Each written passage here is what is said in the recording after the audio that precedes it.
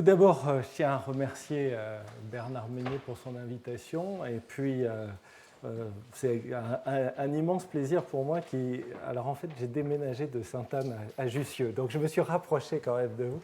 Mais il n'y a pas encore si longtemps, il y a une dizaine d'années, j'étais dans ces murs. Et j'ai quand même travaillé pendant près de 20 ans dans la chaire de Jacques Glowinski, ici au Collège de France. Donc, c'est un immense plaisir de retrouver d'une part un certain nombre de visages connus et d'autre part un lieu qui est pour moi aussi chargé d'émotions. Alors, je ne vais pas avoir la prétention, malheureusement, Bernard, de vous parler de toute la thérapie cellulaire parce que ça serait un cours entier qu'il faudrait faire. Je vais essayer de vous parler de ce que je connais le moins mal, c'est-à-dire le système nerveux. Et j'ai eu la curiosité en préparant ce cours de regarder actuellement en thérapie cellulaire le nombre d'essais cliniques en cours que vous pouvez trouver sur Clinical Trials, qui est un site du gouvernement américain. Il y a actuellement en ouvert 480 essais cliniques de thérapie cellulaire dans le système nerveux central. Et donc ce que je vais essayer de faire, c'est de mettre en balance ce qu'on est capable de faire avec ce qu'on voit dans un certain nombre de journaux. Parce que je crois qu'il faut être très enthousiaste. Et moi, je pense que tous les biologistes que nous sommes, d'une façon générale, tous les scientifiques que nous sommes, on a une grande chance de vivre aujourd'hui, mais pour la biologie, c'est vraiment un moment merveilleux parce que c'est le moment des révolutions et des outils. Et il est clair qu'on est dans le siècle de la biologie. Est-ce que pour autant, on peut faire tout? Alors, on a cette vision de prométhéenne de l'infinie réparation des corps. Vous vous souvenez que Prométhée, en dehors de donner le feu aux hommes, ce qu'il avait fait, c'est qu'il avait collecté tous les maux de la terre et qu'il les avait enfermés dans une jarre. Prométhée, c'est celui qui pense avant, Prométhée. Et puis, Zeus, pour avoir donné le feu aux hommes, l'a condamné. Et il avait dit à son frère, Épiméthée, celui qui pense après, surtout, quel que soit le cadeau que te fait Zeus, tu ne touches pas à la maison et tu ne touches pas à la jarre qui est là.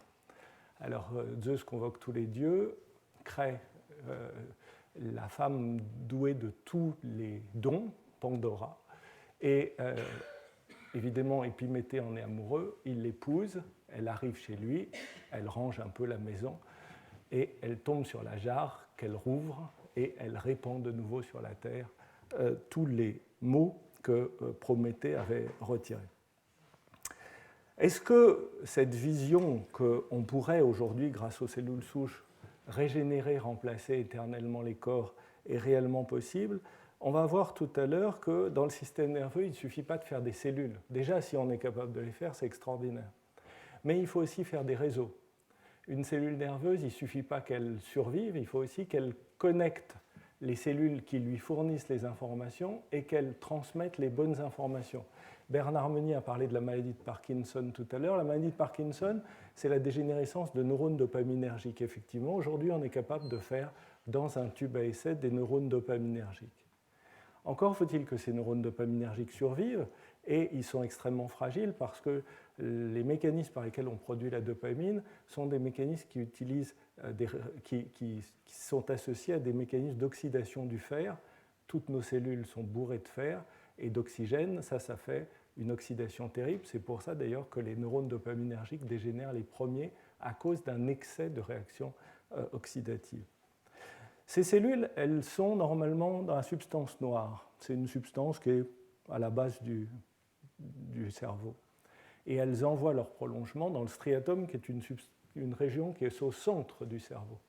Entre la substance noire et le striatum, il y a environ 1 cm chez un homme, un être humain normal, homme ou femme. Pour un neurone dont le corps fait 10 microns, 1 cm, c'est envoyer son axone à 100 fois la distance de son corps. Comment on trouve, dans un circuit construit, dans une architecture déjà construite, chez un patient adulte, souvent âgé, mais de toute façon adulte, comment on trouve son chemin pour franchir cette distance? Comment on le fait quand, on parlait des dystrophies, où on parlait de dégénérescence spinale, comme on le fait quand on veut greffer un motoneurone chez des personnes lésées au niveau de la moelle. On veut greffer un motoneurone qui, lui, va avoir à envoyer son axone à 1 mètre de distance pour reconstituer la motricité de la jambe. Ce sont des problèmes qui, aujourd'hui, sont des problèmes FASN. Et puis, on va voir tout à l'heure qu'on a découvert, avec Yamanaka, la possibilité de reprogrammer des cellules. Et ça, c'est un bouleversement qui est un bouleversement non seulement biologique, mais un bouleversement culturel. Jusqu'à aujourd'hui, en tout cas jusqu'à il y a une dizaine d'années, le temps et le temps biologique, c'était le temps oedipien. Qu'est-ce qui va à 4 pattes le matin? Quel est l'animal qui va à 4 pattes le matin, à 2 pattes à midi et à 3 pattes le soir? C'est l'énigme du sphinx. Avec la reprogrammation cellulaire, on ne sait plus quand l'homme a 4 pattes, quand l'homme a 2 pattes et quand l'homme a 3 pattes, parce qu'on bouleverse les systèmes du temps. Et on se rend compte que l'épigénèse vient ajouter une dimension d'une complexité, d'une ouverture sur l'environnement qui va complètement bouleverser la donne. Et c'est un peu sur ces questions-là que je vais essayer de vous présenter quelques données, en m'appuyant sur quelques données du laboratoire, quelques réflexions.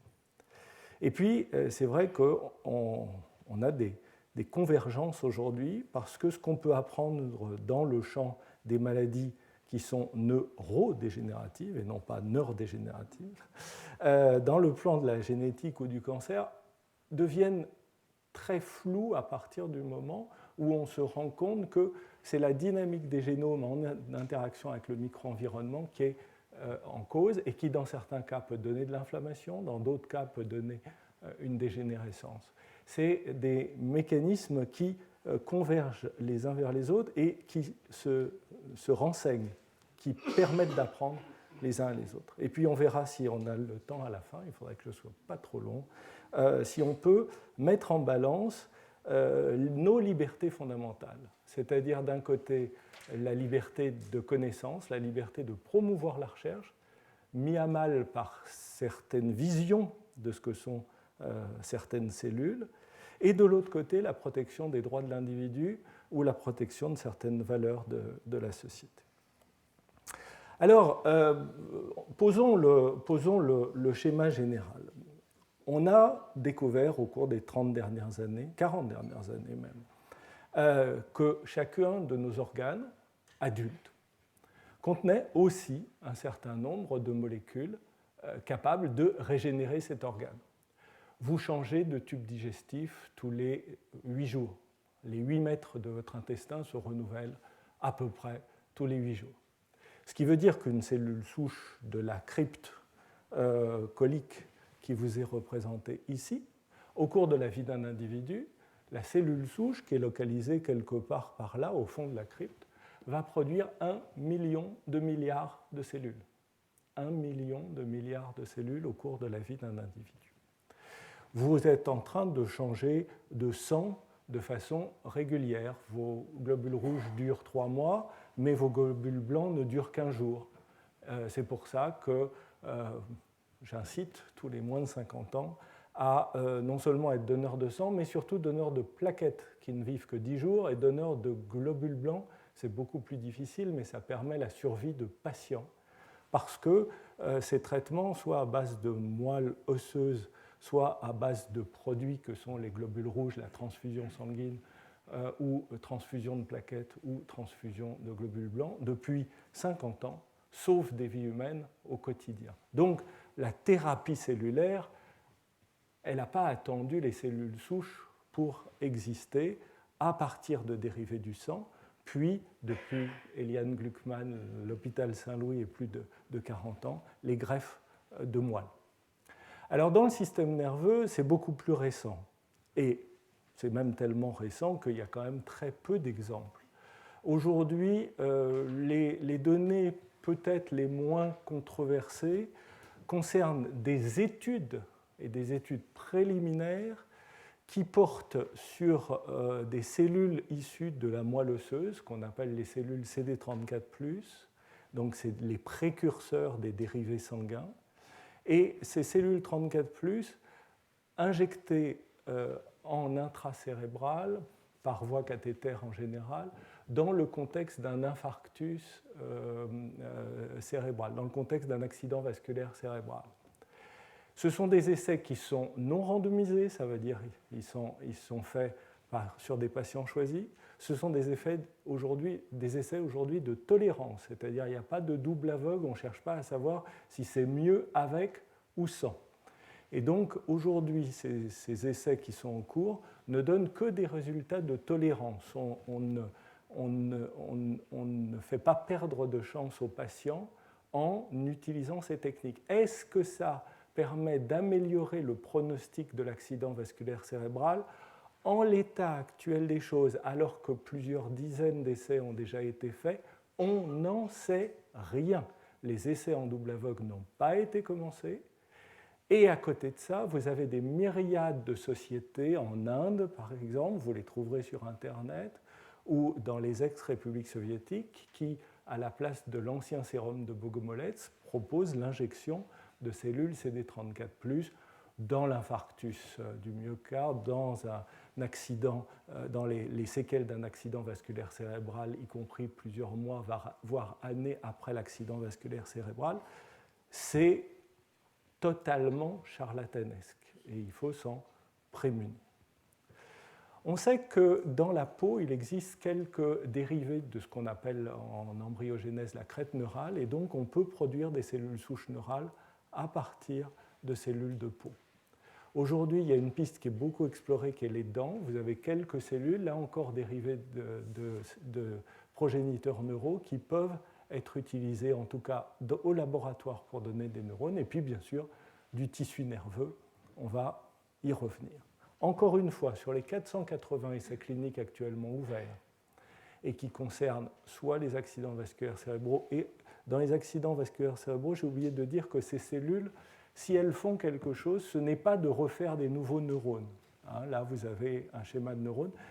L'idée de ces cellules, ce n'est pas de refaire des nouveaux neurones, c'est plutôt de diminuer l'inflammation ou de permettre à des cellules souches neurales existantes, résidentes dans le système nerveux, de redémarrer et de régénérer une partie du tissu. Donc c'est plutôt un effet protecteur et trophique sur les cellules existantes que réellement une cellule existante. Alors pourquoi ? Eh bien parce que je vous ai parlé des cellules souches du côlon. Quand on prend les cellules souches neurales d'un cerveau adulte, et bien sur 200 milliards de cellules que constitue un cerveau adulte, les cellules souches neurales, c'est quelques milliers de cellules. Quelques milliers de cellules. Et je vous ai dit que dans la vie d'un individu, les cellules souches de la crypte faisaient 1 million de milliards de cellules. Dans la vie d'un individu, les cellules souches neurales font peut-être maximum 10 000 cellules. Et ce ne sont en général pas des neurones. Chez la souris, ce sont des neurones, mais chez l'homme, c'est probablement dans 9 cas sur 10 des cellules gliales, en particulier des oligodendrocytes, et dans 1 cas sur 10, des cellules neurales. Ceci étant, c'est important parce que l'apparition de nouveaux neurones dans des régions comme l'hippocampe, des régions impliquées dans la mémoire, même si c'est très peu de cellules, moins d'une cellule pour 1 million, c'est essentiel à la capacité de mettre en mémoire, c'est essentiel à l'humeur. Les gens qui ont des dépressions graves ne fabriquent plus de cellules souches au niveau de l'hippocampe et l'effet thérapeutique des molécules antidépressives est associé à la réapparition de la possibilité de produire des cellules souches neurales. Donc, même si c'est très très peu de cellules, leur rôle est très très important, en tout cas dans la capacité de faire des souvenirs et de la mémoire, probablement parce qu'un neurone, bon, c'est une cellule, mais c'est 50 000 à 500 000 contacts. C'est une arborisation, tout particulièrement dans l'hippocampe, c'est une arborisation terrible. Donc, voilà où on en est aujourd'hui sur ces cellules souches somatiques. pour revenir au système nerveux, très peu de cellules. Nous ne savons pas aller les chercher parce qu'elles sont enfouies très profondément au centre du cerveau, le long des ventricules, où elles sont au niveau de l'hippocampe, et ça, il faudrait détruire l'hippocampe, donc faire beaucoup plus de mal que de bien pour aller les chercher. Et aujourd'hui, ces cellules souches adultes, nous ne savons pas les amplifier, on ne sait pas les faire se multiplier.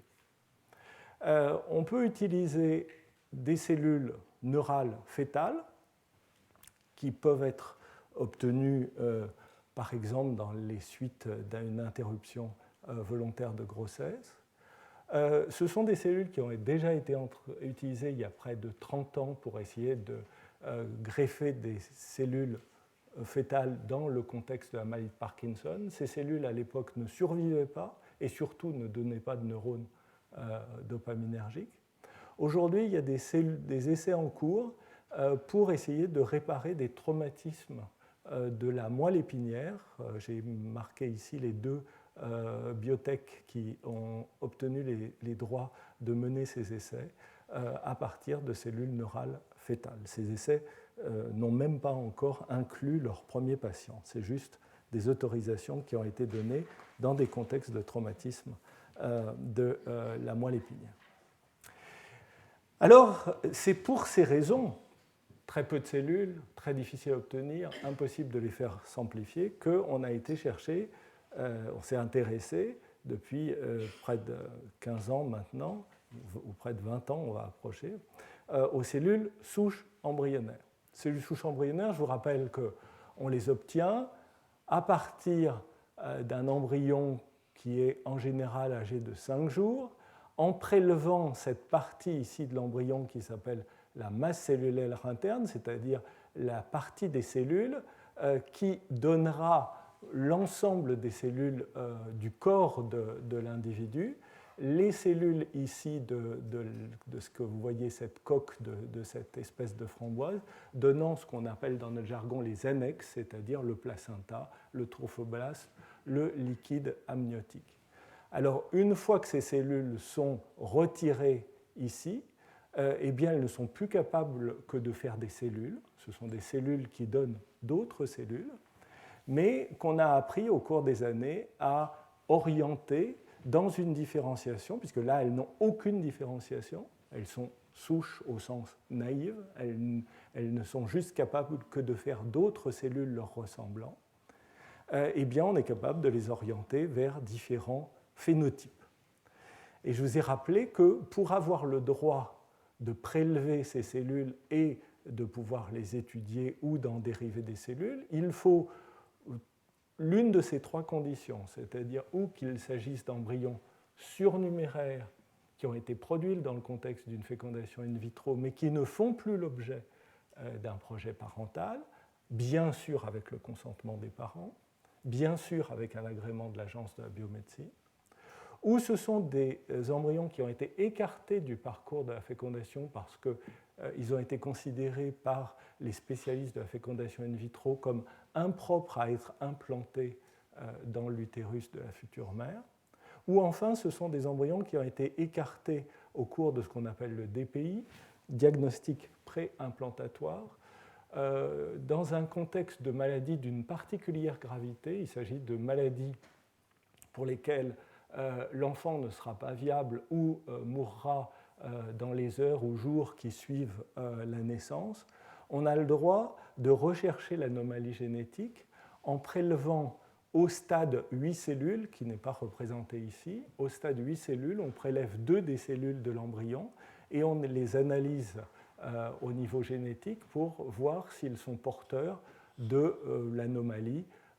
Par exemple, dans certaines maladies du sang, certaines anémies, on a le droit de faire ce diagnostic préimplantatoire. Si l'embryon est porteur de l'anomalie, il ne sera pas implanté. S'il est indemne, on laissera continuer le développement, il sera implanté chez la future mère en espérant que ce soit une future mère. Ces embryons écartés du DPI peuvent être utilisés pour la recherche. Ce sont des cellules souches embryonnaires orientées vers la différenciation neurale qui ont fait l'objet des essais cliniques, encore une fois, dans les traumatismes de la moelle épinière, qui ont été lancés par la société Geron et abandonnés en 2011 pour des raisons tout à la fois financières et d'inefficacité, et qui sont repris là par une biotech qui s'appelle Asteria, qui est en fait une biotech formée par les anciens patrons de Geron et qui a réussi à lever des fonds. Il faut voir qu'un essai clinique de ce type-là, pour arriver à le mener à bien, il faut avoir devant soi environ une centaine de millions de dollars. On ne peut pas commencer à envisager un essai clinique avec une dizaine de patients pour des traumatismes de la moelle épinière à partir de cellules souches sans avoir devant soi des montants de cet ordre. Alors on est capable aussi de... je vais pas, enfin, sauf si on a le temps à la fin de répondre à la question, je ne vais pas rentrer dans la question des querelles de l'embryon et dans la question d'une discussion éthique autour de l'embryon parce qu'il faudrait y consacrer des heures et que vous avez des milliers de pages et des milliers d'heures de débat qui y sont consacrées. Je vais simplement dire qu'une des critiques qui avait été faite, c'était qu'on portait atteinte potentiellement, c'est ce que Anne Fagot-Largeau, dans ses cours ici, appelle les dignitaristes, on porterait atteinte à la potentialité humaine d'un embryon. Ça serait des Mozart qu'on assassinerait. Je vous rappelle que dans les conditions de nature, il y a moins d'un embryon sur 7 qui s'implante, un embryon fécondé sur 7 qu'on implante. C'est des carnages quotidiens qui se passent dans nos villes et de nos campagnes. Combien de Mozart et quel fracas assourdissant on aurait si la sélection naturelle ne s'exerçait pas. Mais une façon de contourner les choses, ça a été de proposer le transfert nucléaire. Dans ce cas-là, il n'y a plus de fécondation. Est-ce qu'on peut encore parler d'un embryon ? Les tenants de cette philosophie ont dit comme ça, on s'exclut de ça. C'est intéressant parce que pendant des années, ça a donné lieu ou à des rêves ou à des fraudes, la fameuse fraude du professeur Wang en Corée du Sud. Ce n'était pas possible. On pouvait le faire dans bien des animaux. C'est la méthode qui est utilisée pour cloner, le transfert de noyaux. Et on ne pouvait pas le faire et on pensait même que ça serait impossible chez l'homme pour des raisons qu'on ne comprenait pas, mais qui étaient probablement liées à la physiologie humaine. En fait, en 2013, 2 équipes ont réussi à trouver les conditions techniques pour arriver à faire ce transfert somatique avec des cellules à noyau humain et obtenir un démarrage de ce qui ressemble à un embryon, mais qui n'est plus le produit d'une fécondation, qui est juste le produit du transfert d'un noyau adulte dans un ovocyte énucléé. Et le cytoplasme de l'ovocyte, donc les facteurs qui sont dans le cytoplasme de l'ovocyte, vont reprogrammer le noyau pour lui faire retrouver des conditions embryonnaires telles qu'on a le redémarrage de ce processus et on peut ici prélever la masse cellulaire interne. Alors ça pose d'autres problèmes éthiques parce que quand on pense qu'on a résolu les problèmes éthiques, on tombe sur d'autres. Et en particulier, c'était l'objet central de la fraude de Wang en Corée, d'où viennent les ovocytes qu'on va chercher, qu'on va avoir besoin de prendre pour les énucléer. Là, vous avez un schéma qui est assez simple. Vous avez une cellule, et puis à la fin, vous avez un embryon. Quand Wang avait publié son papier frauduleux dans Science, il avait utilisé 761 ovocytes.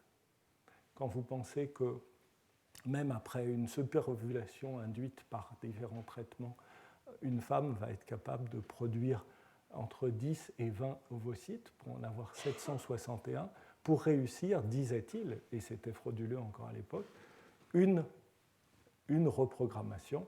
C'est quelque chose qui est envisageable dans un laboratoire, et encore, franchement, comment on traite les femmes qui offriraient ces ovocytes, mais qui, dans l'état actuel de la technologie, ne sont pas envisageables, même si les derniers résultats ont permis d'améliorer d'un facteur presque 100 l'efficacité de cette stratégie.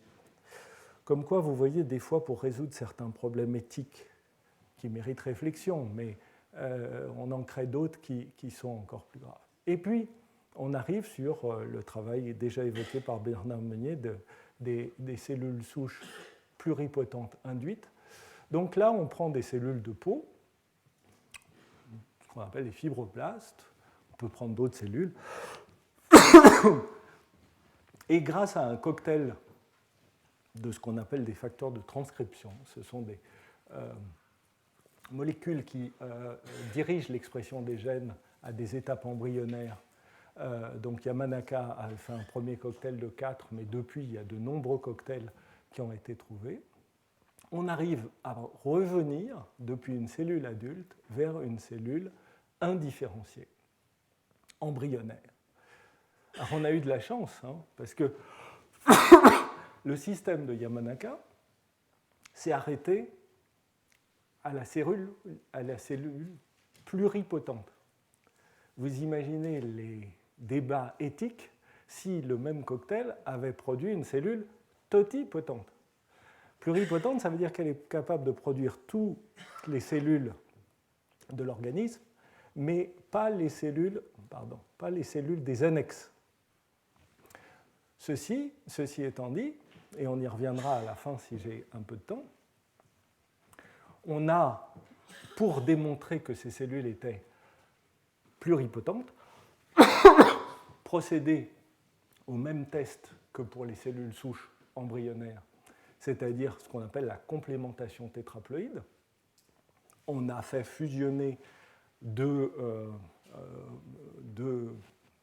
ovocytes, c'est plutôt la cellule, l'ovocyte, c'est cette cellule-là. On fait fusionner deux ovocytes, ça donne un démarrage de production, un démarrage ici de production d'un embryon, mais qui est tétraploïde et qui ne peut pas aller plus loin que ça, parce que les cellules tétraploïdes qui sont là ne peuvent pas se développer en un organisme. Et là, maintenant, dans cette masse cellulaire interne tétraploïde, vous injectez vos cellules, ou des cellules souches embryonnaires, ou des cellules souches iPS, pour démontrer leur pluripotence. Et là, en tout cas chez l'animal, en tout cas dans les premières étapes pour des cellules humaines, ça a été fait, on a pu voir que tous les types cellulaires étaient produits. Donc ça veut dire que dans la potentialité de reconstituer un organisme, si, entre guillemets, l'utérus artificiel existait, les cellules pluripotentes induites présenteraient les problèmes éthiques très similaires aux cellules souches embryonnaires elles-mêmes. Alors, de façon incroyable, en moins de 10 ans, on a été capable, enfin les Japonais ont été capables de produire des cellules iPS de grade thérapeutique, et en septembre dernier, le 12 septembre dernier, une patiente de 70 ans qui souffrait d'une dégénérescence maculaire de la rétine, donc une DMLA, a été traitée par le docteur Takahashi à l'Institut Riken, et c'est le premier cas où on est passé d'une cellule de peau à une cellule iPS, puis une cellule induite à la différenciation en épithélium pigmentaire pour essayer de traiter une patiente. Et donc maintenant, il y a un essai clinique qui va être lancé sur toute une série de patients dans différents cas de dégénérescence de l'épithélium pigmentaire liés à des maladies génétiques. Et on saura qu'est-ce qui va se passer. Alors, est-ce que c'est la fin de l'histoire? Est-ce que les choses sont si simples que ça? Et est-ce que ça y est, nous avons enfin notre Graal et on va pouvoir passer à la thérapie régénérative, à la médecine régénérative, sans aucun souci? Malheureusement, je vais vous montrer que la réponse est non. Et je vais vous montrer que la réponse est non en partant d'une maladie dramatique qui est celle que je soigne à l'hôpital et que sont les tumeurs cérébrales. Alors les tumeurs cérébrales, ça se présente comme ça. Là, vous avez la tumeur la plus grave, c'est un glioblastome. Vous voyez tout de suite que c'est extrêmement hétérogène. Vous voyez qu'ici, il y a de la nécrose, ça va être très acide. Ici, vous avez le front de la tumeur qui prend le contraste. Ici, vous avez des cellules isolées dans le parenchyme cérébral. Alors, pourquoi on s'est intéressé à ça, en dehors du fait que je suis médecin et qu'il faut bien soigner les gens? Parce que normalement, on ne devrait pas faire de tumeur dans le système nerveux. Je vous ai dit tout à l'heure que les cellules se renouvelaient, les cellules nerveuses, que ce soit les neurones, les cellules gliales, ne se renouvellent pas. même si on a 100 km de vaisseau dans le système nerveux, 100 km, je ne me trompe pas sur les chiffres, ce sont des cellules qui se renouvellent très peu, puis ce n'est pas des tumeurs vasculaires. Le système nerveux, il est extrêmement bien protégé. Vous avez la boîte crânienne. Qui d'entre vous ne s'est pas entendu dire de ses parents ou a dit à ses enfants « tu as la tête dure ». C'est protégé par des enveloppes. Vous avez ici les méninges. C'est protégé du reste de l'organisme par une barrière qu'on appelle la barrière hémato-encéphalique, qui est un filtre qui protège le système nerveux de différents toxiques ou de différentes molécules chimiques. Alors comment, dans ces conditions, arrive-t-on à faire des tumeurs dans le système nerveux et des tumeurs qui sont seulement 7 fois moins fréquentes que les tumeurs du côlon, seulement 7 fois moins fréquentes, alors que je vous ai dit 10 000 cellules d'un côté, 1 million de milliards de cellules de l'autre côté, et des tumeurs qui sont la deuxième cause de mortalité par cancer chez l'enfant, la quatrième cause de mortalité par cancer chez l'adulte. Donc, on s'est intéressé aux cellules les plus nombreuses du système nerveux, qui sont des cellules gliales. À côté des neurones, les neurones ne sont qu'un tiers à peu près de votre cerveau. Le reste de votre cerveau, ce sont des cellules gliales à côté des vaisseaux.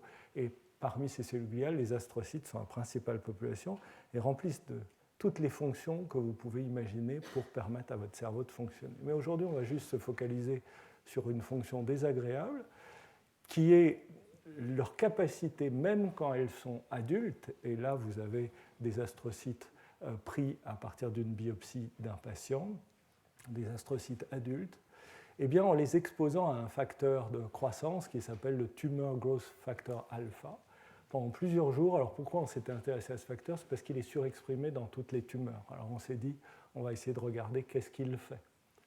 Eh bien, vous voyez que progressivement, les cellules perdent leur forme, acquièrent des formes et des propriétés, je vais passer sur les détails techniques, qui sont celles des progéniteurs, et même, au bout de quelques mois, deviennent des cellules souches. Vous avez à l'intérieur du système nerveux une capacité de plasticité qui fait que des cellules adultes peuvent redevenir souches. Alors on les a greffées, et heureusement pour nous, non seulement, c'est bien, elles survivent, elles peuvent donner des nouveaux neurones, et ça pourrait devenir une stratégie de thérapie cellulaire, c'est à l'étude dans certains laboratoires, mais elles ne donnent pas de tumeur. Par contre, si on leur applique un stress génotoxique, par exemple ici une irradiation, on voit qu'elles s'immortalisent immédiatement, et là, elles donnent des tumeurs extrêmement agressives. Alors, ça a été répété, cette expérience in vivo avec des souris transgéniques, ça a été répété dans différents laboratoires.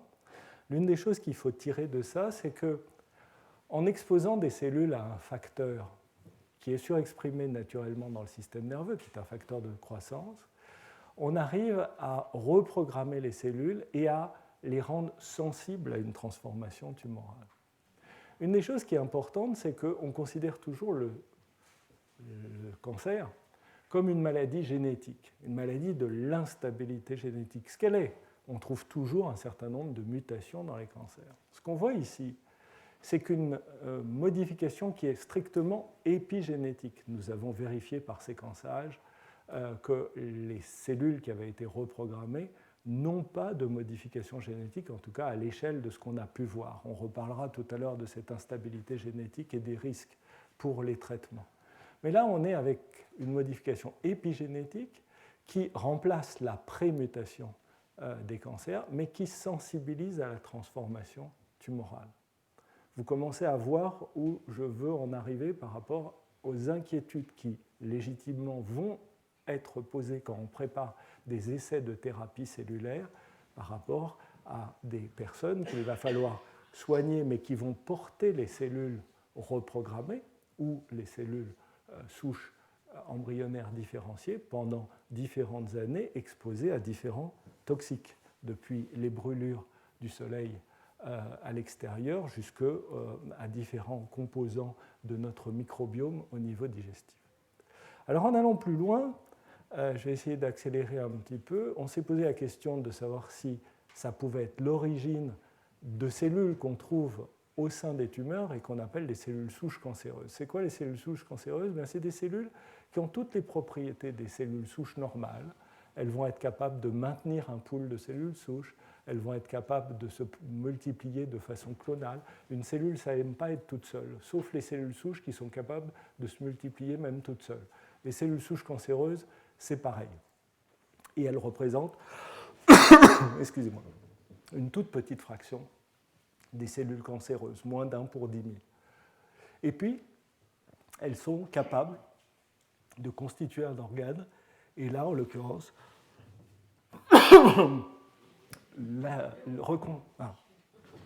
de reconstituer la tumeur. Merci beaucoup. Et puis, ces cellules, elles ont encore une autre propriété, c'est que ce sont les cellules qui sont résistantes à la thérapeutique. Je vais vous montrer à quoi ça peut nous servir.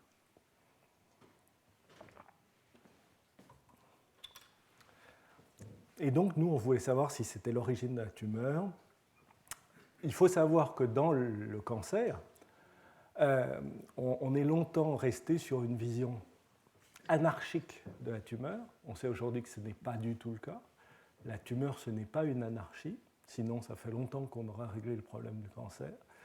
C'est au contraire quelque chose de très organisé dans lequel les cellules souches occupent, en tout cas dans une première approche, une sorte de sommet d'une pyramide hiérarchique. Et ce sont uniquement ces cellules souches qui vont produire les métastases ou qui vont produire les récurrences de la tumeur. Donc les identifier, les cibler permettrait d'avoir des stratégies permettant de faire dégénérer la tumeur, alors qu'aujourd'hui, on voit les tumeurs régresser dans de nombreux cas avec nos chimiothérapies, mais comme ces cellules sont résistantes à tous les traitements, eh bien, ça ne sert pas malheureusement à grand-chose parce qu'on va avoir une récurrence de la tumeur à cause du maintien du pool de cellules souches.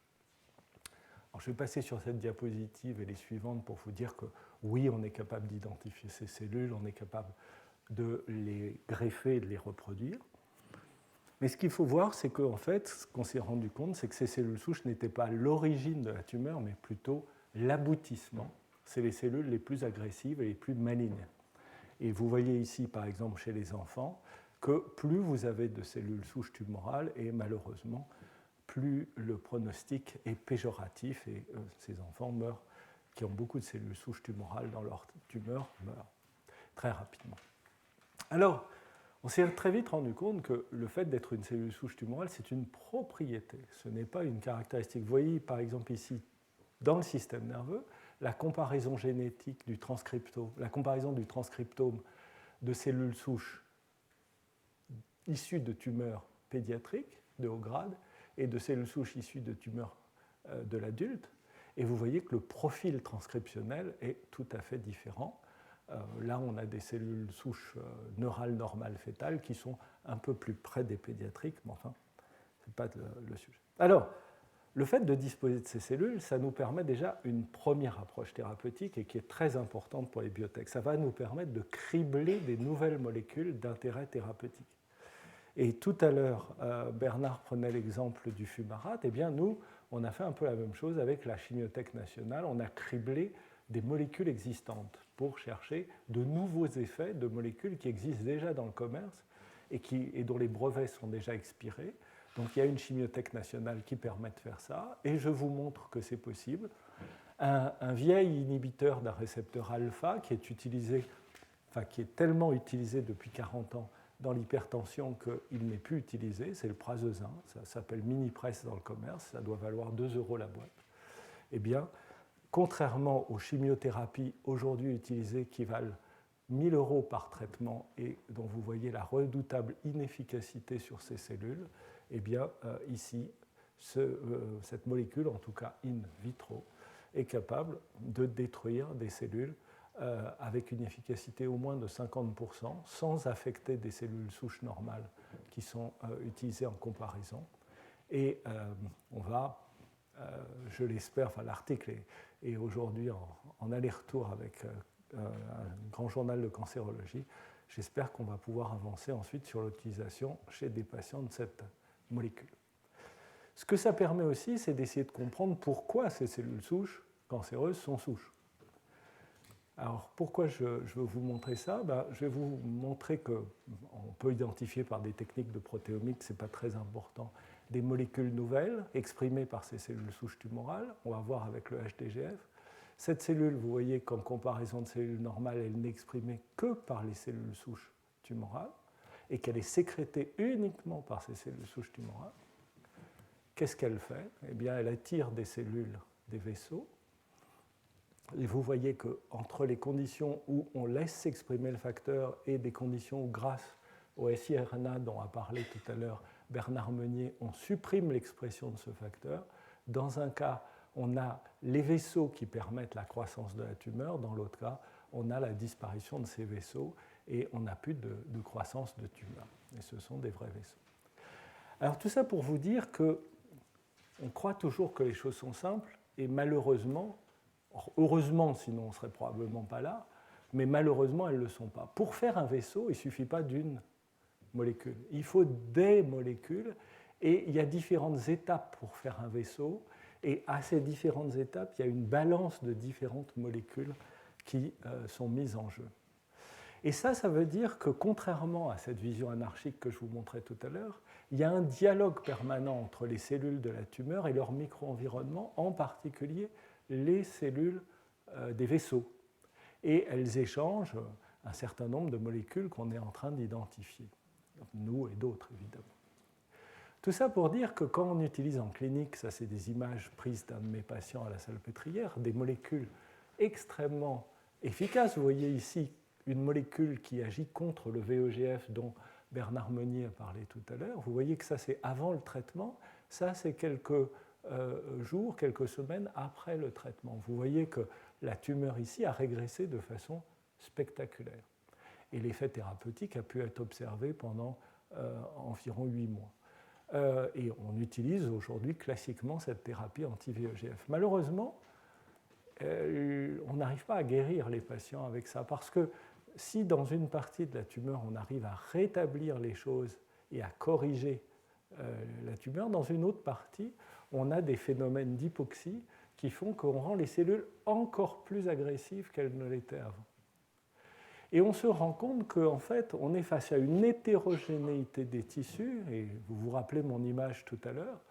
On a des zones où les cellules sont finalement assez douillettes, assez confortables, juste au contact des vaisseaux, bien oxygénées, et puis finalement, ce sont les cellules qu'on arrive à atteindre grâce à nos médicaments actuels ou grâce à la radiothérapie, parce qu'elles sont très sensibles, parce qu'il y a beaucoup d'oxygène à côté. Mais quid de ces cellules qui sont au contact de la nécrose dans un environnement particulièrement hypoxique, particulièrement acide, particulièrement privé en oxygène? Celles-là, elles sont complètement protégées et elles sont dans une autre configuration. Et puis vous avez d'autres fronts de niche quand les cellules migrent pour essayer d'aller se réfugier ailleurs. On rentre dans une notion de complexité qui est la réalité de la maladie tumorale et qui doit être analysée si on veut arriver à faire des progrès. Et faire des progrès, c'est comprendre ce micro-environnement et comprendre le contexte dans lequel une cellule souche peut être souche, peut dialoguer avec son environnement, peut devenir une cellule différenciée. C'est ce qu'on fait par exemple ici dans un exemple in vitro en rajoutant du sérum. Et le sérum de veau fœtal contient des facteurs qui font perdre les propriétés souches. C'est quelque chose de connu. Quand on prend des cellules neurales, on arrive à les transformer, à les induire à se différencier en cellules qui ressemblent à des neurones. Donc on est content. Si maintenant on retire les facteurs du sérum et qu'on revient à un milieu minimal, ces cellules meurent. Ce n'est pas du tout le cas avec des cellules tumorales qui sont capables d'aller de l'état souche vers l'état pseudo-différencié des cellules tumorales, mais de revenir vers l'état souche. Alors, puisque Bernard a parlé de microRNA, on va rester dans les microRNA. C'est un mode de régulation intéressant, et donc on a criblé pour des molécules qui vont être exprimées différemment selon que la cellule est souche ou non souche. Et vous voyez que l'expression d'un groupe de ces microRNA suffit à faire perdre les caractéristiques souches de la tumeur. Ici, vous greffez la tumeur, elle pousse. Ici, vous faites exprimer les microRNA, elle ne pousse plus. Ça serait éventuellement, si on était capable de diriger l'expression de ce groupe de microRNA, un mode de stratégie thérapeutique. Et ça, c'est lié à la perte d'un certain nombre de signalisations à l'intérieur de la cellule. C'est là où je veux en venir.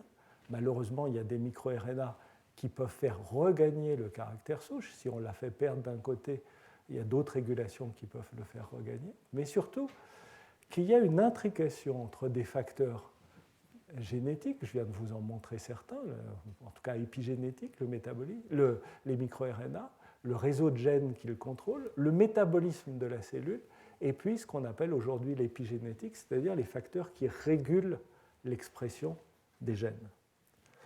Je vous l'illustre ici avec le fait que ces microRNA changent un certain nombre de métabolites et que ces métabolites, à leur tour, influent sur l'expression d'un certain nombre de facteurs de croissance, de transcription, du cocktail de Yamanaka, ici le facteur qui s'appelle NANOG, et en changeant cela, change l'état de, entre guillemets, souchitude de ces cellules. Alors je vais sauter cette question, mais oui, je vais sauter pour en arriver aux questions pratiques et éthiques. Pourquoi je vous ai raconté tout ça? Bon, un petit peu pour vous montrer que on allait avoir une petite discussion éthique, mais que derrière ça, il y a des gens, il y a des laboratoires. Je vous présenterai mes collaborateurs dans la dernière diapositive, mais ça s'appuie sur un travail expérimental fascinant, excitant, avec des nouvelles choses, mais que ce n'est pas juste des discussions. Le problème qu'il faut se poser, c'est qu'un certain nombre de gens, pour des critères éthiques, voudraient opposer les cellules souches somatiques, adultes, aux cellules embryonnaires, en disant, puisqu'on a des cellules souches dans nos organes adultes, qu'est-ce que vous avez à aller chercher des embryons et à nous embêter et à être des monstres qui nous privaient de tous les Mozart possibles de la Terre? En fait, je vous ai montré qu'un des problèmes fondamentaux, c'est le problème de la disponibilité de ces cellules, de leur capacité de survie. Les cellules embryonnaires ont des capacités de se faire à leur milieu, de se faire à leur micro-environnement, autrement plus sophistiquées, autrement plus importantes que les cellules adultes. Et puis, on n'a pas parlé du problème de l'immunogénicité. Vous savez que toutes les greffes nécessitent une compatibilité pour le transfert de greffes. Les cellules adultes sont toujours beaucoup plus immunogènes que les cellules embryonnaires. La deuxième question, c'est les mêmes, ou quelques autres, ont essayé d'opposer les cellules souches embryonnaires aux cellules souches pluripotentes induites, en disant, voilà, maintenant qu'on a les souches pluripotentes induites, il n'y a plus besoin d'avoir des cellules souches embryonnaires. C'est la même chose. C'est la même chose. Effectivement, on est capable de former des tumeurs dans un cas comme dans l'autre, ce qu'on appelle les tératomes. Et effectivement, la démonstration que ces cellules sont pluripotentes procède de l'expérience de complémentation tétraploïde dont je vous ai parlé tout à l'heure. Mais si vous commencez à regarder les marques sur le génome de ces cellules, ce qu'on appelle l'épigénétique, on va dire rapidement qu'on a deux sortes de marques épigénétiques. Certaines qui sont directement sur l'ADN sont des méthylations qui permettent de bloquer ou d'augmenter la capacité d'exprimer un gène. Et puis d'autres marques qui sont sur des protéines qu'on appelle les histones. Le ruban d'ADN que vous avez dans chacune de vos cellules, qui fait 1 mètre de long, il n'est pas juste emmêlé comme ça. Il est enroulé de façon extrêmement organisée autour de molécules qui s'appellent des histones, qui sont un peu comme des plots de l'ADN. Et ces histones vont permettre, un peu comme un accordéon, d'ouvrir ou de fermer l'ADN. Et on connaît plus de 50 marques épigénétiques maintenant sur ces histones qui vont permettre plus ou moins d'ouvrir, plus ou moins de rendre permissif l'expression des gènes. Eh bien, si on compare les ES aux IPS induites dans les mêmes conditions, eh bien, on voit que le paysage épigénétique est radicalement différent. Alors, à partir de là, il y a des choses que les unes permettent mieux que les autres. Par exemple, la modélisation des maladies humaines. Je vous ai montré tout à l'heure, avec l'exemple du DPI, que les ES sont vraiment le bon modèle pour modéliser certaines maladies humaines, quand elles sont d'origine génétique. Par contre, les IPS vont être des bons modèles pour essayer de mieux modéliser des maladies qui sont plutôt d'origine épigénétique, liées aux événements de la vie, liées au contexte dans lequel une cellule s'est développée et a pu accumuler des choses. Ce que je ne vous ai pas dit aussi, c'est que les IPS, on les reprogramme, c'est formidable, mais qu'elles semblent garder au niveau épigénétique les marques de l'âge qu'elles avaient avant d'être reprogrammées. On efface tout, mais on n'efface pas tout à fait tout. Il a été possible, et c'est une équipe française à Montpellier qui l'a fait, de reprogrammer en IPS des cellules souches, des cellules de peau d'une centenaire. Elle n'avait que 97 ans. On dit toujours qu'elle était une centenaire. Mais avec non pas 4, mais 6 facteurs du cocktail équivalent à Yamanaka, il a été possible d'obtenir des cellules pluripotentes à partir de cette centenaire. Mais quand on regardait des marques épigénétiques correspondant à des marques qui avaient été accumulées sur les fibroblastes de cette patiente, on en a retrouvé certaines dans les cellules pluripotentes. Donc, la potentialité de ces cellules et leur capacité de donner des cellules propres à la thérapie génique est posée. Et donc, je vous ai mis 3 grandes questions, qui sont les 3 grandes questions sur lesquelles on va s'arrêter. Le problème de la sécurité. On a parlé déjà tout à l'heure, monsieur, de la pureté, de l'homogénéité. Alors, c'est la pureté au moment des préparations. Est-ce qu'on est vraiment capable, à partir de 100 cellules indifférenciées, de produire 100 cellules différenciées? Je vous ai parlé de la capacité de trier les cellules. Ça, c'est bien quand elles sont indifférenciées. On peut les trier. Les CD34, c'est très facile à trier. Les cellules qui sont rondes et qui passent très bien dans un trieur de cellules, ça va. Si vous induisez les cellules pour être des cellules souches neurales, donc qui commencent à coller au fond de la boîte, avoir des branchements, là, si vous essayez de les trier, vous les tuez. Donc la question de l'homogénéité de la préparation, elle est importante. L'homogénéité de la préparation dans le tube à essai, mais quid de l'homogénéité dès qu'on va les faire rencontrer un micro-environnement qui est différent du micro-environnement du tube à essai, c'est-à-dire le micro-environnement du patient. Et non pas seulement le micro-environnement du patient le jour de l'opération, le jour de la greffe, mais le micro-environnement du patient fonctionnel, c'est-à-dire dans les jours, les semaines, les mois qui vont suivre. Le statut immunitaire. Alors en fait, on a longtemps pensé que parce que les IPS, on prenait une cellule d'une personne et qu'on remettait cette cellule à la même personne, c'est vraiment l'archétype de la médecine personnalisée, eh bien, il n'y avait plus de problème immunitaire, puisqu'on partait du patient et on revenait au patient. Donc on n'avait plus de problème de compatibilité. Malheureusement, ce n'est pas le cas. Soit le processus de reprogrammation, soit le fait que la cellule se soit développée dans le tissu et qu'on l'extrait de ce tissu, fait que les cellules pluripotentes induites différenciées réacquièrent un statut immunitaire, heureusement faible, mais il va quand même falloir donner des anti-inflammatoires ou des immunosuppresseurs aux patients dans l'état actuel de nos connaissances. Et puis, ce que j'ai cherché à vous illustrer en vous montrant les risques de la reprogrammation dans le cas d'une pathologie, elle, bien réelle, c'est le problème de la transformation tumorale. Et c'est pour cela que le premier essai clinique d'IPS, il est fait dans une maladie de l'œil, parce qu'on va pouvoir, au laser, détruire les cellules si une tumeur apparaissait dans l'œil de la patiente. Et puis, je vous ai parlé des marques épigénétiques et des questions liées à l'âge. Ça remet en question ce mythe prométhéen de l'immortalité, qu'on serait toujours capable, à partir des mêmes cellules, finalement, de refaire des cellules naïves qui seraient reparties à zéro, probablement pas dans l'état actuel des connaissances. La question de l'efficacité, donc, c'est la question de la stabilité du phénotype, c'est la question de nos techniques. Et puis, on revient sur la question de l'accessibilité. Parce que vous imaginez que produire des cellules à la demande pour chaque patient, je fais un accident vasculaire cérébral, on me prend une cellule de peau, on la reprogramme et on m'en fait des cellules potentiellement neurales ou pour une maladie de Parkinson qu'on va me réinjecter à moi-même. Ce sont des traitements qui, quel que soit le contexte, à cause de l'encadrement réglementaire qu'il va falloir mettre en place, comment est-ce qu'on va contrôler les lots pour chaque patient, comment on va faire que chaque procédé soit efficace et soit testé, il va falloir des coûts et des délais et des infrastructures extrêmement importantes. Un détail, mais qui n'en est pas un dans certains contextes, à qui appartient la propriété industrielle ou intellectuelle.